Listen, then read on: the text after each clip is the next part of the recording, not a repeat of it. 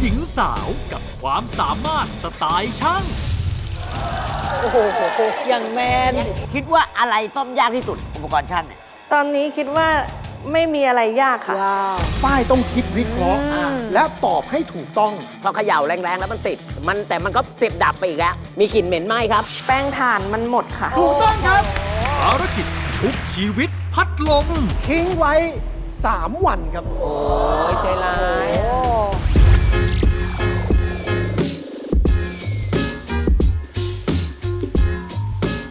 ร้านฝ้ายการช่างซ่อมเกี่ยวกับเครื่องมือช่าง เครื่องใช้ไฟฟ้า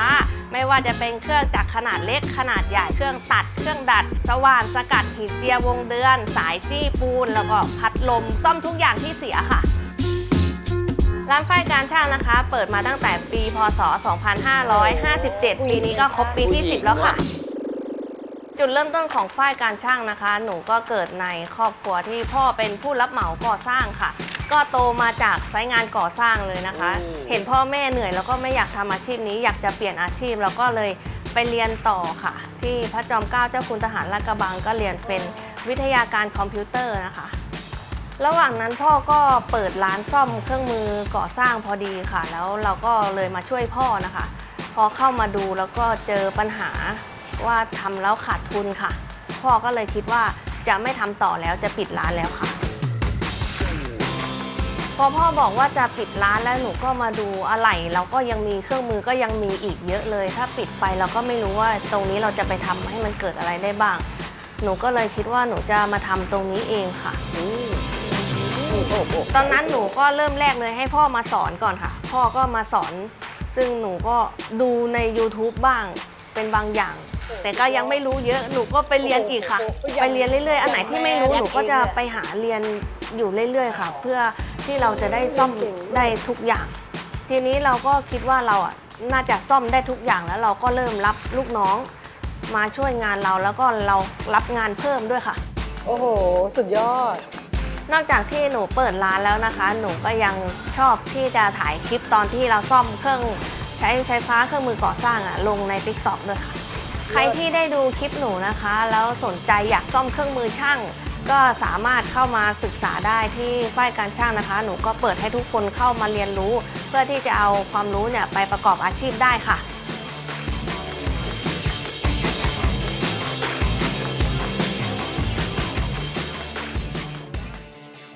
เจ๋ง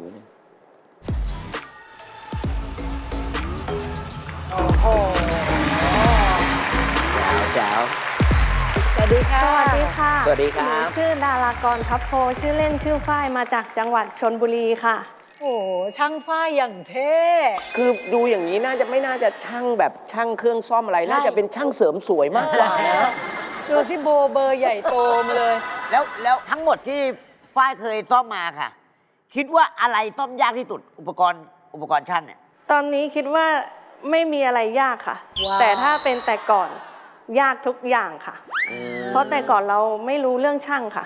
ครับ นี่ครูเห็นในคลิปอะเรารับปริญญาหลายใบมากเลยอะกิจหนูไปเรียนอะไรมาบ้างคะ ที่หนูจบมา4ใบค่ะ อันแรกที่หนูเรียนหนูจบม .6 สายวิทย์คณิต แล้วหนูก็ไปต่อที่พระจอมเกล้าเจ้าคุณทหารลาดกระบังเรียน ครับ วิทยาการคอมพิวเตอร์ คณะวิทยาศาสตร์ค่ะพอจบมาหนูก็ไปช่วยพ่อ ซึ่งอย่างที่บอกมาหนูไม่มีความรู้เรื่องช่างหนูก็เลยไปเรียนต่อ แต่ว่าเอาวุฒิม .6 ไปสมัครนะคะ ปวส ช่างกลการผลิตค่ะ ก็ได้ความรู้เรื่องใช้เครื่องกึ่งเพราะตอนนั้นหนูอยากใช้เครื่องกึ่งได้ หนูก็ยังไม่ได้เรื่องไฟฟ้าค่ะ อืม ก็เลยไปเรียนอีกค่ะ สุดยอด เอาปอตรีไปต่อโทค่ะทีนี้ ครับ โอ้โห เรียนโทระบบควบคุมค่ะที่วิศวะพระจอมเกล้าเจ้าคุณทหารลาดกระบัง แล้วตอนที่หนูไปต่อโทระหว่างรอสัมภาษณ์ หนูก็ไปเห็นป้ายที่เขาติดรับสมัคร เป็นรับสมัคร ปวส ซึ่ง อืม ปวส มาต่อปอตรีหนูก็เลยลองไปสมัครแล้วได้ทุนค่ะ ก็เลยต้องเรียน2อย่างคู่กัน โอ้ เรียนทั้งโทเรียนทั้งตรีแล้วหนูก็ทำงานด้วย หนูขับรถไปกับชลบุรีกรุงเทพทุกวันเลยค่ะ เพื่อไปเรียน ทุกวันเลยเหรอ ทุกวันเลยค่ะ จนจบ จริงๆ แล้วที่เรียนเยอะขนาดนี้ เพราะว่าเราต้องการที่จะเอาไอ้ตรงเนี้ยไปทำงานให้พ่อใช่ไหม ใช่ค่ะ ต้องการมีความรู้เรื่องช่างโดยเฉพาะเลยค่ะ เพื่อจะเอาไปท งานที่เราทำเนี่ยค่ะ ตอนนี้ร้านฝ้ายการช่าง อ่า อยู่ตรงไหนนะครับอีกที อยู่แหลมฉบังจังหวัดชลบุรีค่ะ โอ้โหอยู่ตรงเขตเลยนะ ใช่ใช่ เออ พี่อยากรู้ว่าฝ้ายการช่างมันมีปัญหาอะไรบ้างในการที่เราจะเปิดธุรกิจนี้ ปัญหาอย่างแรกคือเราเป็นผู้หญิงเรื่องฝีมือการซ่อมลูกค้าไม่ไว้ใจแล้วก็ อ่า เออ ไม่ ใช่ มีใครเชื่อว่าหนูเป็นช่าง เออ โอ้โห นี่จริง ใช้เวลานานไหมลูกกว่าหนูจะพิสูจน์ตัวเองให้เห็นว่าหนูก็ไม่ได้น้อยหน้าไปกว่าผู้ชายคนไหนเลยอะ เพิ่งจะมีคนเชื่อว่าหนูเป็นช่างเมื่อไม่กี่ปีที่แล้วอ่ะ แต่ก่อนที่คนไปที่ร้านก็จะถามหาช่าง ทั้งที่หนูเป็นช่าง อ๋อแล้วจนวันมาถึงวันเนี้ยอะไรทำให้คนรู้จักร้านเราทำให้เขาเชื่อในตัวเราฝ้ายคิดว่าเป็นเพราะอะไร หนูว่าเป็นเพราะโซเชียลค่ะ โดยเฉพาะ TikTok อืม หนูเริ่มลงคลิปใน TikTok แล้วก็คนมาติดตามมาดูแล้วก็ชอบในการซ่อมเครื่องมืออ ม คนก็เลยติดตาม แต่ถ้าเป็นแต่ก่อน หนูต้องไปแปะใบปลิวตามไซต์งานก่อสร้างอะค่ะ ปริ้นสติกเกอร์ แล้วก็มีชื่อเบอร์โทรแล้วก็ไปแปะ แต่ตอนเนี้ยพอเราลง TikTok ไม่ต้องไปแปะแล้วค่ะ คนมา ค เอน ง มา เล หาย เองค่ะ ครับ ส่งมาจากต่างจังหวัดเอามาซ่อม เลิก ทุกวันเลยค่ะ มีคนติดตามอยู่เท่าไหร่รู้ตอนนี้ 400,000 กว่าคนค่ะ แล้วคลิปอะไรที่คนดูเยอะที่สุด น่าจะเป็นคลิปซ่อมสายจี้คอนกรีตค่ะ คือคนส่วนใหญ่จะไม่รู้ว่ามันซ่อมได้ค่ะ เวลาเสียเขาก็เอาไปทิ้ง หรอ มแล้วอย่างตอนเนี้ยน้องฝ้ายรับซ่อมที่ร้านอย่างเดียวไหมคะ หรือว่ามีออกไปนอกสถานที่ด้วยมีไหม ปกติหนูจะซ่อมแต่ที่ร้านค่ะ แต่ล่าสุดเนี่ยเราได้ไปช่วยน้ำท่วมที่ภาคเหนือด้วยค่ะ เพราะว่าหนูเห็นในข่าวว่าภาคเหนือน้ำท่วม อืม แล้วก็มีเครื่องมือช่างที่จมน้ำแล้วคิดว่าชาวบ้านอ่ะ เครื่องมือจมน้ำต้องเอาไปทิ้งแน่ อ๋อ ๆ เราก็เลยไปช่วยซ่อมค่ะ เป็นจิตอาสาไปซ่อมเครื่องใช้ไฟฟ้าที่จมน้ำให้ชาวบ้านค่ะ โอ้เก่ง สุดยอ เก่ง ด มาก แล้วตอน อันนี้ดี ไป มาก ซ่อมชาวบ้านก็จะเอาเงินมาให้ด้วยค่ะ อ๋อ แต่หนูก็บอกว่าเราไปซ่อมฟรีค่ะ เราเป็นจิตอาสาไม่ได้คิดเงินค่ะ โอ้โหอนุโมทนานะโหสุดยอด จริง อ่ะวันนี้มาในรายการเราความฝันที่อยากได้กลับไปคืออะไรคะ หนูมีความฝันอยากได้ทุนสนับสนุนค่าเดินทาง ในการไปช่วยน้ำท่วมภาคใต้ค่ะ ที่กำลังท่วมอยู่เลยตอนนี้ค่ะ ครับผ่าน ให้เขาโชว์ซะหน่อย ได้ แต่ หน่ อยากให้ผ่านจริง ๆ สุดยอดมากใจเราเนี่ยฝ้าย จริง ขอดูความสามารถนะ พร้อมไหมคะ พร้อมค่ะ ถ้าพร้อมแล้วเชิญค่ะ ค่ะ สวัสดีครับฝ้าย สวัสดีค่ะ ขอบคุณมาก ๆ ที่มารายการครับท่านผู้การครับ ไม่เคยเห็นผู้หญิงทำสิ่งนี้ แล้วเขาเป็นคนที่รักเรื่องนี้อย่างจริงจังนะครับ ครับ ท่านผู้การครับ ร้านเขาเนี่ยมีผู้ช่วยหลายคน ฮะ ประมาณสักกี่คนที่เป็นผู้ช่วยเรา ตอนนี้มีประมาณ10 คนค่ะ 10 คน ผู้ชายกี่คน ผู้ชายหมดเลยค่ะที่เป็นช่าง ก็คือเป็นหัวหน้าหญิงนะฮะหัวหน้าหญิงหัวหน้าช่างหญิงนะครับ เดี๋ยวเราเข้าโจทย์ภารกิจกันก่อน โอเค แล้วก็ ครับ ดูความสามารถของช่างฝ้ายกันนะครับ ค่ะ ทีมงานครับโจทย์แรกมาครับท่านผู้การครับโจทย์แรกเนี่ยเกี่ยวพันกับท่านด้วยนะ อ๋อเหรอ ด้วยครับแล้วก็ระหว่างนี้พี่ซุปต้องขอให้ฝ้ายปิดตาก่อน รบกวนนะครับท่านผู้การครับตรงเนี้ยครับเรามีอุปกรณ์ 3 อย่างก็คือสว่านไดร์เป่าผมแล้วก็เครื่องเจียครับ หลังจากที่ท่านเลือกแล้วท่านจะต้องทดลองใช้มัน แล้วอธิบายให้ฝ้ายทราบว่าอาการที่เกิดขึ้นแบบเนี้ยมันมีลักษณะแบบนี้ฝ้ายต้องคิดวิเคราะห์ และตอบให้ถูกต้อง โอเค ใครสื่อสารกับฝ้ายแล้วฝ้ายตอบได้ถูกก่อน โอเค กรรมการท่านนั้นรอดครับ ท่านที่สื่อสารและใช้เวลามากสุด เราจะมีลูกโป่งใบเล็ก ๆ ไม่ใหญ่มาก ก็จะมี ที่เห็นอย่างนี้นะคะ จะมีตูมตามนิดหน่อย มีตูมตามนิดหน่อยผมไม่เชื่อคุณ คุณหมอเลือกได้ทำไมเลือกได้ครับ จะไปสื่อสารอะไรแล้วคะสองอันนี้ อันนี้ แต่ว่า เอาที่เราคุ้นนะ ถ้าคุณหมอไม่เลือกอันเนี้ยหนูก็เลือกหนูอันนี้ พี่โกเอาสว่านแล้วก็พี่หอยครับ อันนี้ครับ พี่เลือกอะไรครับ มันนี่ ครับ ผมเลือกอันเนี้ย โอเคสบายเลยอันนี้เหลือเขาเลือกอันนั้นน่ะ ก็แถมมันก็ได้พี่ แล้วในโจทย์น่ะมันจะต้องมีเกี่ยวกับอันนี้ด้วย เอาอย่างนี้เพื่อความสบายใจ อ่ะ ผมเอาอันนั้นก็ได้ โอเคได้ครับ ตอนแรกจะเอาอันนี้นะ โอเคโอเคผมว่างงว่าผมจะไปยังไงต่อ ครับผม ท่านผู้การครับ เก็บฮะ เดี๋ยวเราจะเริ่มไล่ไปทีละท่านเลย ผมขอเริ่มสิ่งแรกก็คือสว่าน เดี๋ยวเราดูคำเฉลยสว่านก่อนนะครับ ครับ นี่คือคำเฉลยของสว่านท่านผู้ชมกับคณะกรรมการจะทราบ นี่คือความเสียหายเขานะครับขอเสียงตรงนี้นะครับทีมงานครับพี่ซุปขอเวลาขึ้นครับฝ้ายครับอุปกรณ์ในมือของพี่โก้ก็คือ สวรรค์ไร้สาย สว่านไร้สายครับ พร้อมนะครับ ค่ะ เริ่มครับ น้องฝ้ายครับมันมีเลข1เลข3เลข5เลข8แต่ว่าพอพี่หมุนไปเลขไหนมันก็ มันไม่แรง มันเป็น ขึ้น ยังไง อ่ะ คะ มันระดับเดียวกันอ่ะ พี่ปรับข้างบนหรือยังคะ ปรับเกียร์ด้านบนเบอร์ 1 เบอร์ 2 ค่ะ ปรับแล้ว ไม่ ก็ แร ดั ง เท่าเดิมมันก็หมุนเท่าเดิมครับ มันมีไฟแลบตรงไหนไหมคะ มีไฟแลบอยู่ข้างล่างค้างเลยไฟอยู่ข้างล่าง มัน ค้าง มัน เลย เป็นไฟแบบไหนคะ ไฟสว่างอยู่ใต้ไอ้ตัวกดคันเร่งนะคะ อ๋ออันนั้นเป็นปุ่มไฟอยู่แล้วค่ะ อาการยังไงคะ ก็คือ เยอะกว่านี้อีก ค่ะ มันอยู่ระดับเดิมเลยค่ะ มันไม่ปกติถ้าเราหมุน มันต้องเร่งระดับได้ใช่ไหมคะ ค่ะ แต่อันเนี้ยพี่หมุนไปกี่อันมันก็ หัวหมุนไหมคะ หัวมันหมุนไหมคะ หัวไม่หมุนค่ะ อ๋อ หนู ตอบ ท ครั รา บบ แล้วค่ะ ตอบได้ตอบเลยครับ ชุดเกียร์มันเสียค่ะ หยุดครับ อ่า อะไรที่ทำให้ฝ้ายคิดว่าเป็นชุดเกียร์ครับคำไหนครับ หัวไม่หมุนค่ะ คือหัวไม่หมุน หัวมันไม่หมุน หัวมันไม่หมุนหัวมันไม่หมุน อ๋อถ้าเราใบ้ว่าหัวไม่หมุนนะ คำแรก ถ้าเราบอกหัวไม่หมุนแต่แรกนี่ได้เลยไหมได้เลยนะ ได้เลยค่ะ คืออย่างเงี้ยครับผมขอเปลี่ยนแผนนิดนึงครับ เนื่องจากว่า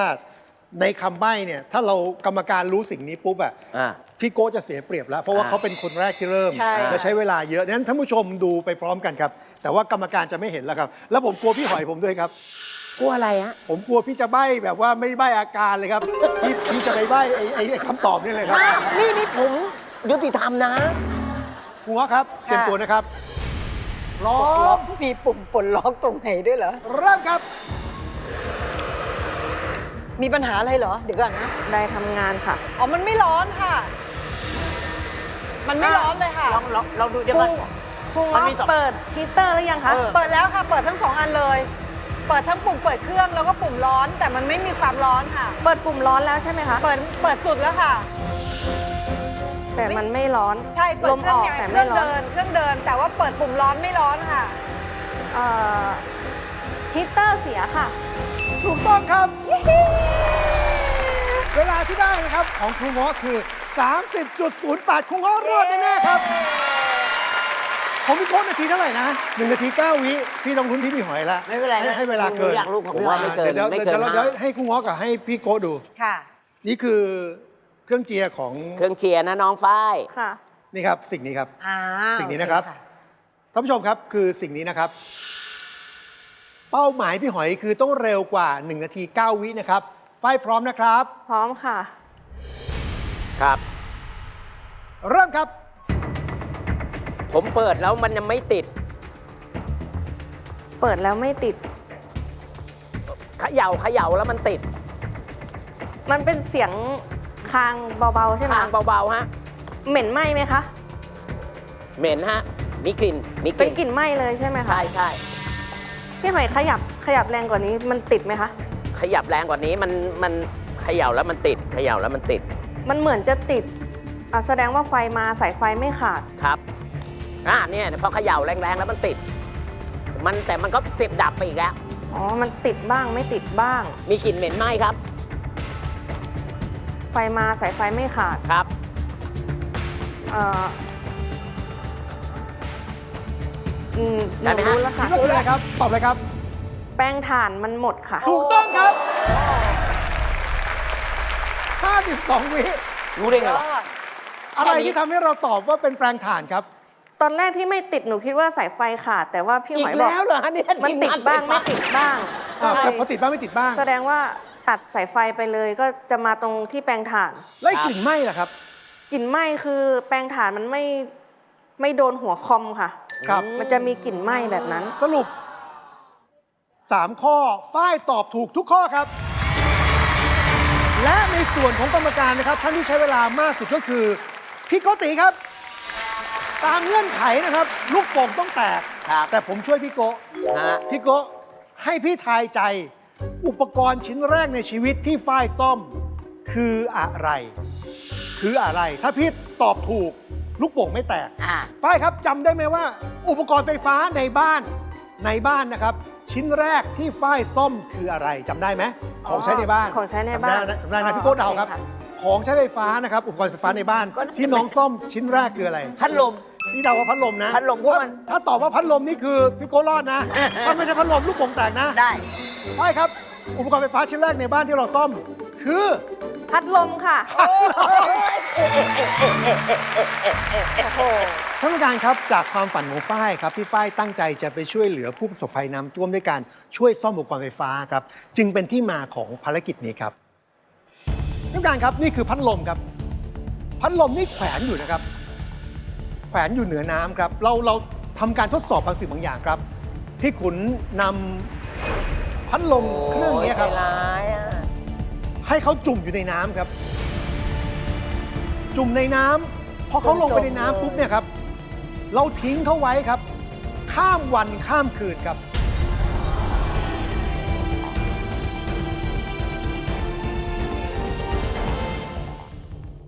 ทิ้งไว้ 3 วันครับ 3 วัน จำ ค ล รั องสถานการณ์ บ3 วันต่อมาพี่ขุนก็กลับมาอีกครั้งครับ สังเกตว่าเขาเปลี่ยนสีผมเลยนะครับพี่ขุน ใช่ฮะ จากผม 3 สี วัน ดำ นะจะได้กางเกงด้วยกางเกง อ่า เสื้อก็เปลี่ยน ก็ค่อยๆดึงพัดลมขึ้นมาครับ พร้อมไหมครับ ที่ขุนบอกหนักมากนะครับ เพราะว่า พร้อมแล้วยกได้เลยครับ ตัวพัดลมเขาไปเกาะอยู่กับดินข้างล่างครับ อ๋อโอ้โห กรัง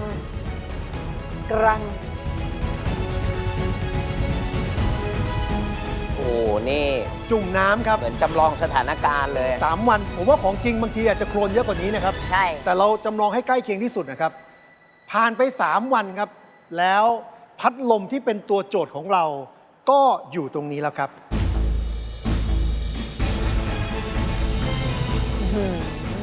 เครือ เกิดกรังมาเลย ตรวจสอบนะครับว่าหลังจากแช่น้ำแล้ว เขาใช้งานได้หรือเปล่า จริง ๆ แล้วทีมงานบอกว่าที่ดินเกาะเขาเยอะขนาดนี้เพราะว่าเบื้องหลังเนี่ยมีคนไปขย่มเขาด้วยนะครับ เพื่อให้เขากดลงไปในดิน อืม เพราะว่าถ้าวางบนผิวน้ำเนี่ยบางทีแรงกดไม่เยอะ อ่า คือตอนเนี้ยเราเชื่อว่าเขาแห้งระดับหนึ่งนะครับ การเสียบปลั๊กก็คือสามารถทำได้ครับเสียบปลั๊กนะครับ เสียบปลั๊กแล้วก็เปิดสวิตช์ครับ เจ๋งแหละ ฝ้ายต้องจินตนาการว่าจากประสบการณ์ของเราเขาน่าจะมีปัญหาอะไรนะครับ สิ่งที่รายการจะมอบหมายภารกิจให้ฝ้ายก็คือว่าให้เวลา 2 ชั่วโมงครับ ให้ฝ้ายไปบูรณะเขาชุบชีวิตเขาให้พัดลมเครื่องนี้กลับมามีชีวิตอีกครั้ง เข้าใจโจทย์นะครับ ค่ะ เวลา 2 ชั่วโมงครับ ค่ะ เชิญฝ้ายครับ เน่าเลย เน่ามาเลย ไปมอไซค์ข้างหลังมีไปห้างใกล้ๆเนี่ย ซื้อใหม่ โอ้งี้นี่ถ้าไปช่วยน้ำท่วมจะช่วยได้เยอะเลยเนอะ คือถ้าเป็นพวกเราอะด้วยความสามารถของเราเราก็นึกว่าเสียละ ใช่ เสียแล้วเราก็ เราทิ้ ทิ้ ง ง แต่ว่าตรงเนี้ยครับเขาจะสามารถชุบชีวิตได้ แล้วเขาไปด้วยจิตอาสาครับ โอ้นี่ ไปเพื่อ สุดยอด ช่วยแบบเต็มที่เลย โอ้โหน่ารักมากจริงนะ สุดๆจริงๆ เพราะว่าถ้าของจมไปแล้วเราก็รู้สึกว่าต้องทิ้งนะ ท่านผู้การครับทีมงานบอกว่าฝ้ายซ่อมแซมพัดลมเสร็จเรียบร้อยแล้ว ครับ แต่ใช้งานได้หรือเปล่าต้องทดสอบบนเวทีครับ ครับ ทีมงานครับเชิญครับ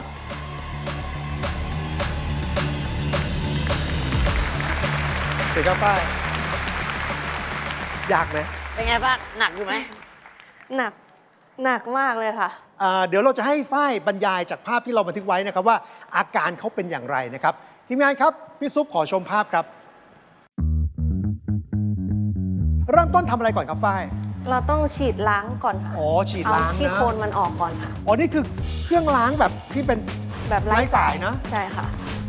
คือใช้แบตเตอรี่ครับแต่ว่าต่อน้ำนะครับ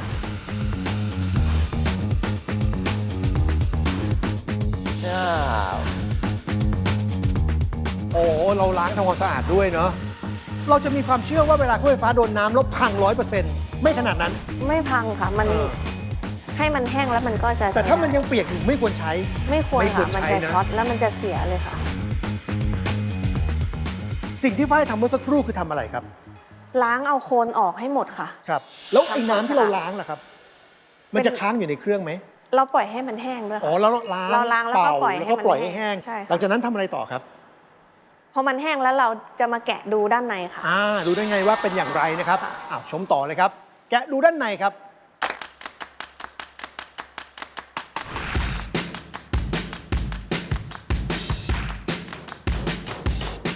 จริงๆพัดลมเครื่องนี้ยังถือว่าใหม่นะ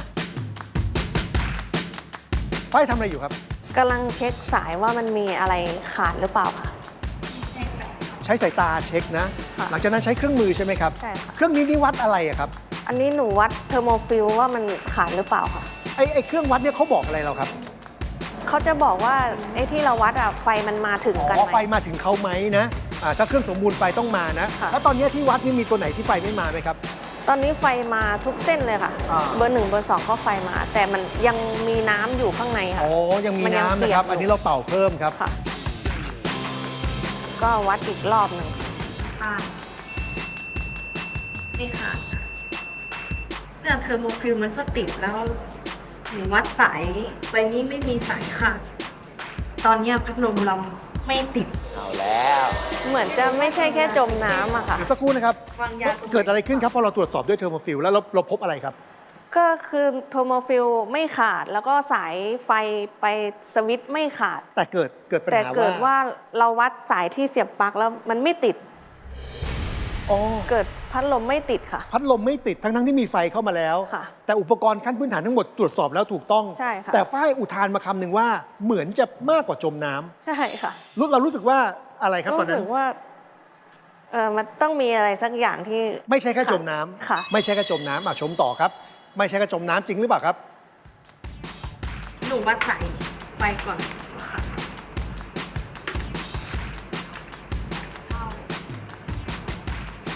คือเช็คปลั๊กไฟนะครับไฟเข้า และนี่คือเบื้องหลังนะครับฝ้ายไม่เห็นสิ่งนี้นะครับ นี่คือเบื้องหลังครับ นี่คือทีมช่างของซูเปอร์เดครับ เป็นช่างไฟครับ เดี๋ยวผมจะตัดลายวงจรของโมฟิลออกตรงนี้ ถ้าเป็นช่างทั่วไปก็อาจจะมองข้ามกันบ้างตรงจุดนี้นะครับ คือช่างทัศน์นะครับเขากำลังวางยาครับ แต่เขาวางยาแบบน้อยๆครับเขาตัดเห็นไหมครับฝ้ายเขาตัดตรงนั้นนะครับ คือจริง ๆ มันขาดไหมครับ มันต้องไม่ขาด มันต้องติดกัน เดี๋ยวลองวัดสาย แต่เขาทำแยกครับ เมื่อกี้ แบ ยั บ งไม่ได้วัด ถ้าไม่สังเกตจะไม่เห็นครับ ใช่ค่ะ ไม่เห็นเลยค่ะ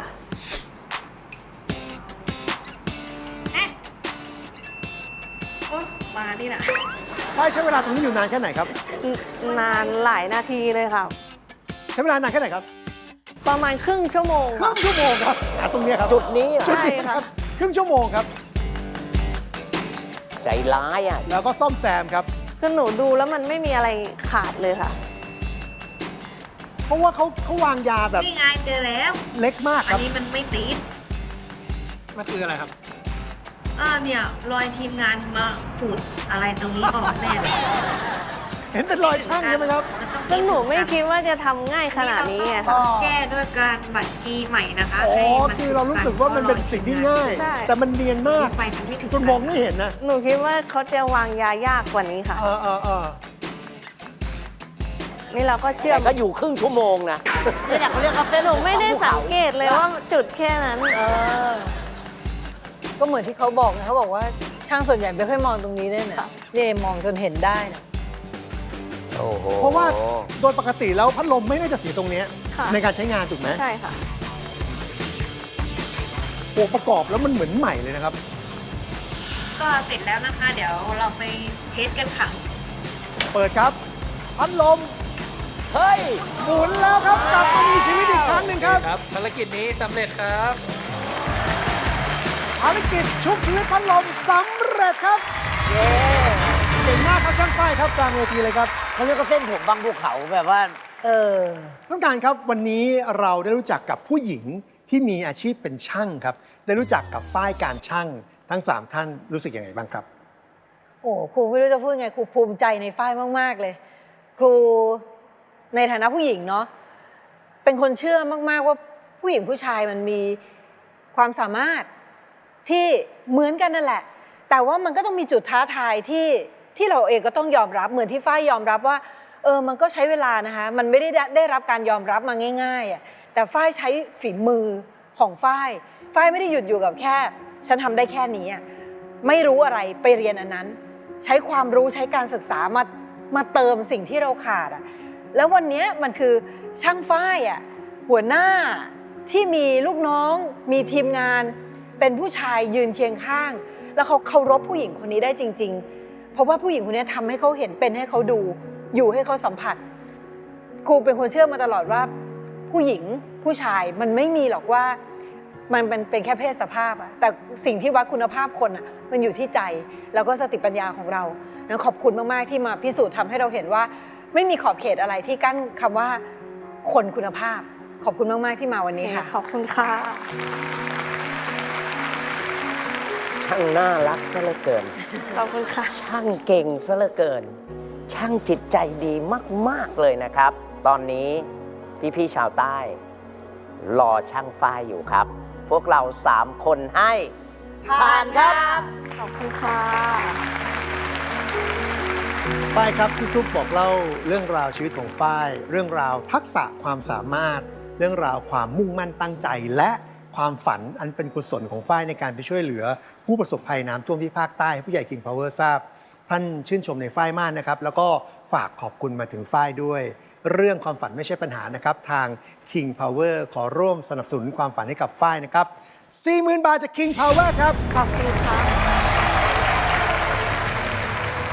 ฝ้ายครับวันนี้พี่ซุปเชื่อว่าฝ้ายเกิดความรู้สึกบางอย่างขึ้นในใจเรานะในวันที่เราก้าวมาสู่ในจุดที่เรียกว่าเป็นความสำเร็จเป็นแบบอย่างแล้วก็พิสูจน์ให้คนได้เห็นถึงความสามารถที่เรามีฝ้ายมีความรู้สึกในใจที่อยากจะพูดกับใครมากที่สุดฝ้ายพูดผ่านกล้อ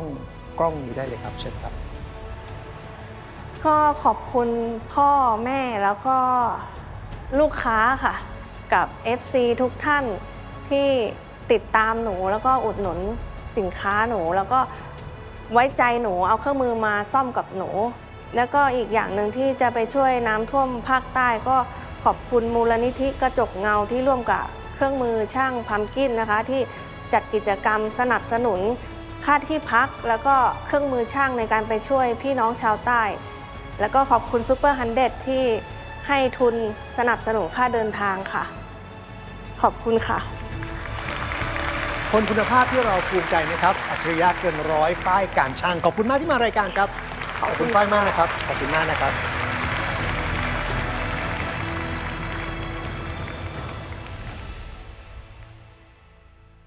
ท่านผู้ชมครับในโลกที่มีความเปลี่ยนแปลงอย่างรวดเร็วนะครับคุณพ่อคุณแม่หลายๆท่านมีความกังวลกับโลกที่ซับซ้อนรวมถึงเทคโนโลยีที่เปลี่ยนไปครับจนไม่รู้ว่าจะรับมืออย่างไรครับและนี่คือเหตุผลที่ The Standard และซุปเปอร์จิ๋วผนึกกำลังจัดงานที่มีชื่อว่า Alpha Skill Summit 2025 ครับงานเตรียมพร้อมลูกสู่อนาคตที่ใหญ่ที่สุดในประเทศไทยเพื่อช่วยพ่อแม่เตรียมลูกให้พร้อมด้วยวิธีการที่เข้าใจง่ายและนำไปใช้ได้จริงครับผ่านเวิร์กช็อปสอนลูกให้คิดเป็นทำเป็นแล้วก็มีคำแนะนำจากกูรูตัวจริงพร้อมเครื่องมือที่นำไปใช้ได้จริงครบจบทุกสกิลสำหรับลูกรักของเราครับเจอกันนะครับวันที่ 7-9 มีนาคมนี้ที่ True Icon Hall ชั้น 7 ไอคอนสยามสนใจติดตามรายละเอียดได้ที่ช่องทางของซุปเปอร์จิ๋วและ The Standard ได้เลยครับสำหรับใครที่ยังไม่ได้กด Subscribe นะครับอย่าลืมไปกดพร้อมกระดิ่งนะครับจะได้ไม่พลาดเรื่องราวดีๆในคลิปถัดไปครับ